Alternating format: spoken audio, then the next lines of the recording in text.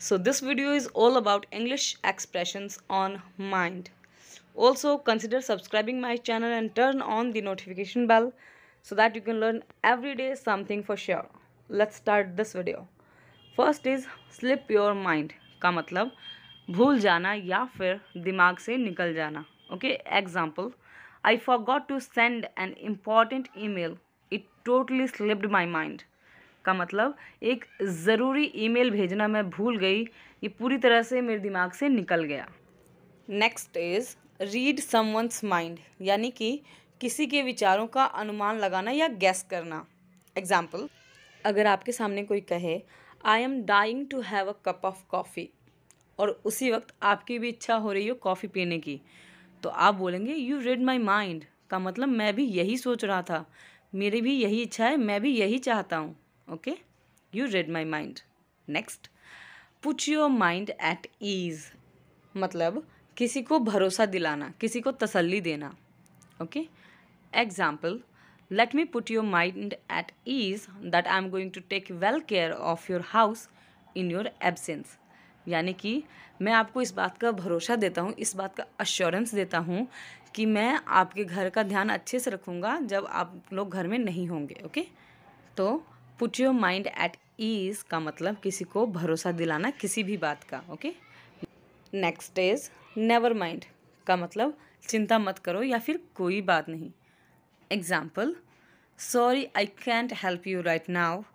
तो सामने वाला इसका जवाब दे सकता है ऐसे बोलकर, never mind it's all right मतलब चिंता मत करो, कोई बड़ी बात नहीं थी या फिर कोई इम्पॉर्टेंट बात नहीं है. सो नेवर माइंड, कोई चिंता मत करो, कोई बड़ी बात नहीं है. Next is my mind went blank.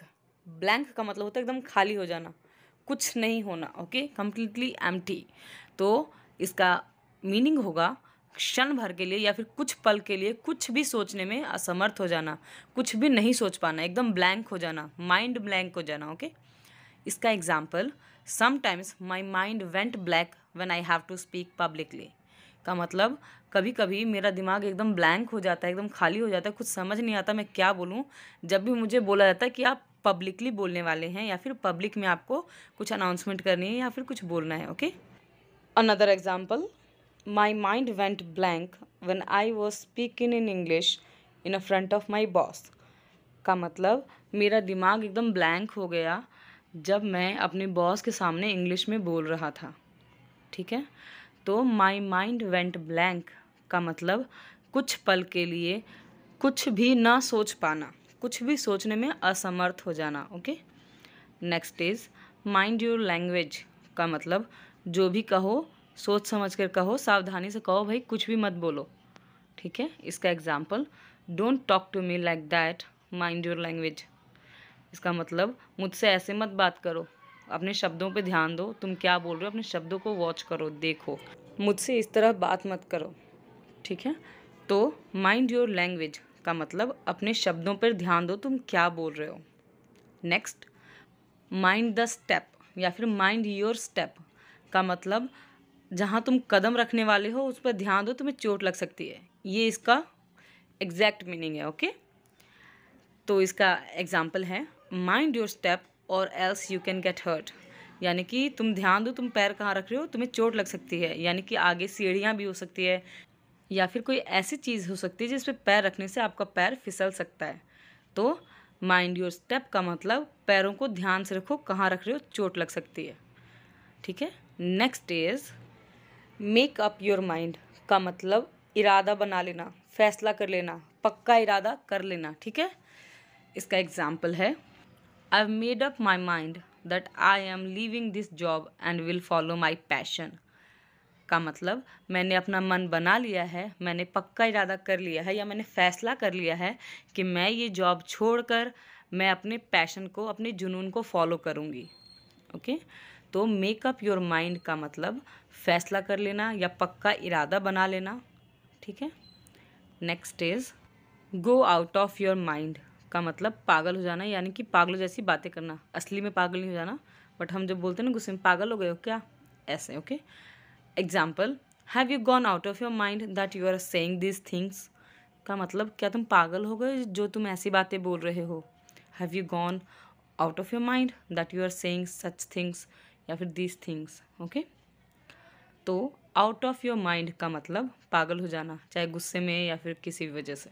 Okay, next is change your mind का मतलब अपना निर्णय बदल लेना या फिर अपना फैसला बदल लेना या फिर अपना इरादा बदल लेना। ठीक है, इसका एग्जाम्पल है I have change my mind to change this job का मतलब मैंने अपना फैसला बदल लिया है कि मैं ये जॉब छोड़कर कहीं जाऊंगी या फिर मैं ये जॉब को चेंज करूंगी या बदलूंगी। ठीक है, तो चेंज योर माइंड का मतलब अपना इरादा बदल लेना या फिर अपना फैसला बदल लेना।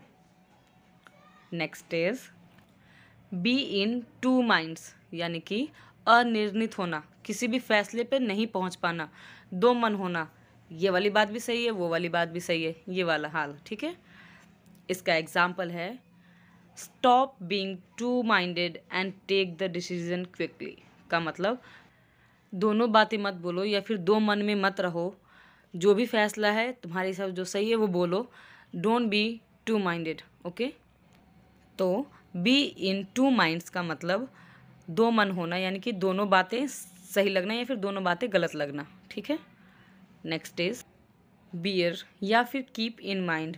ठीक है, बियर या कीप दोनों लगा सकते हैं, in mind. Example keep it in your mind that he is my brother you better not mess with him का मतलब याद रखना कि मेरा भाई है, तुम्हारे लिए अच्छा होगा कि तुम इससे झगड़ना मत या तुम इससे पंगे मत लेना या फिर इससे उलझना मत। ओके, तो कीप इन माइंड मतलब किसी चीज़ को दिमाग में रखना या किसी चीज़ को याद रखना, भूलना नहीं। Okay, so guys, thank you so much for watching this video till the end. If you found it useful anyhow, then don't forget to share it with the others. Thank you so much once again.